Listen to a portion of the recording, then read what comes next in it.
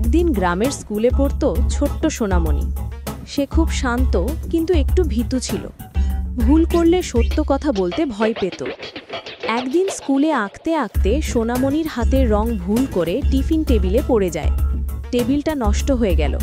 সোনামণি ভয় পেল ম্যাডাম বকবে, তাই চুপচাপ জিনিসপত্র গুছিয়ে বাইরে চলে গেল। কিছুক্ষণ পর ম্যাডাম এসে দেখলেন টেবিল নোংরা। তিনি জিজ্ঞেস করলেন, এটা কে করলো? সবাই মাথা নাড়ল, কিন্তু সোনামণির বুক ধুকপুক করতে লাগল। অবশেষে সে ধীরে হাত তুলল, ম্যাডাম আমি করেছি, ভুলে গেছে, রং পড়ে গেছে। ম্যাডাম হাসলেন, সোনামণি ভুল করলে সমস্যা নয়, সত্য বলার সাহস দেখানোই বড় গুণ। তারপর তিনি নরম স্বরে বললেন, এসো আমরা মিলে পরিষ্কার করে ফেলি। সেদিন সোনামণির ভয় কেটে গেল। সে বুঝল, সত্য কথা বললে সবাই সম্মান করে, আর মিথ্যা বললে নিজের মনই কষ্ট পায়।